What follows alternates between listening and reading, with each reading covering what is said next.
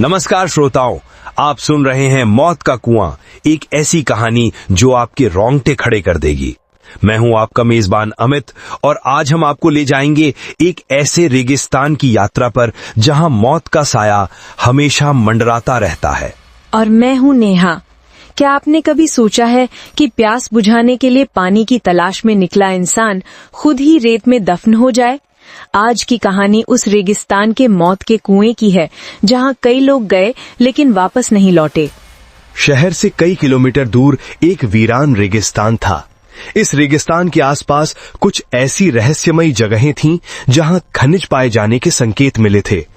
लालच में अंधे होकर कई लोग उस रेगिस्तान में जाते और फिर कभी वापस नहीं आते। लेकिन एक व्यक्ति था कृपाल सिंह, जो वहां से वापस लौटने में कामयाब हुआ। कृपाल ऊंट से रेगिस्तान में सामान ढोने का काम करता था। एक दिन वो गलती से भटककर उस रहस्यमय इलाके के करीब पहुंच गया।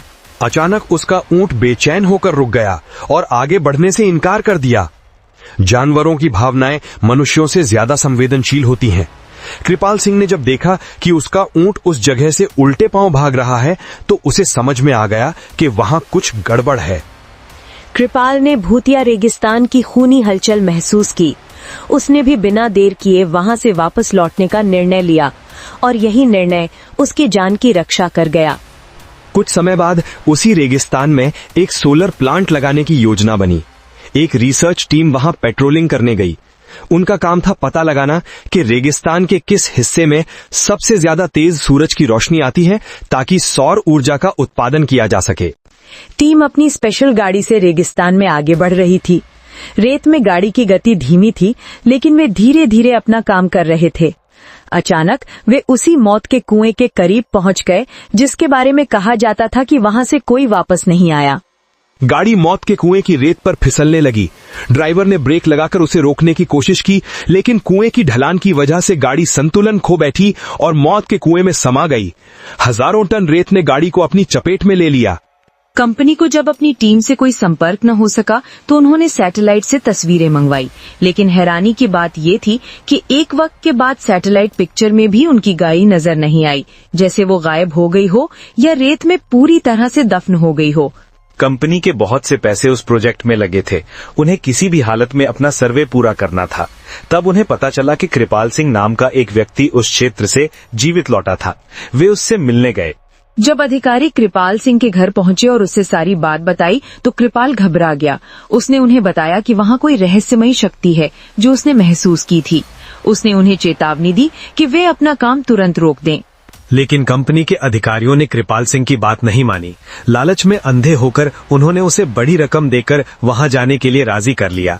कृपाल सिंह ने पैसों के लालच में आकर हाँ कर दी और अगले दिन वो उनके साथ रेगिस्तान के उस भयावह हिस्से की ओर चल पड़ा। जैसे ही वे मौत के कुएं के पास पहुंचे, अचानक तेज हवाएं चलने लगीं। आसमान में काले बादल छा गए और चारों तरफ अंधेरा छा गया। कृपाल के दिल की धड़कनें तेज हो गईं और उसे वही भय महसूस हुआ जो उसने पहली बार महसूस किया था। उन्होंने देखा कि कुएं की ओर से एक अजीब सी आवाज आ रही थी, जैसे कोई कराह रहा हो। कृपाल ने अधिकारियों से वापस लौटने का आग्रह किया, लेकिन वे नहीं माने।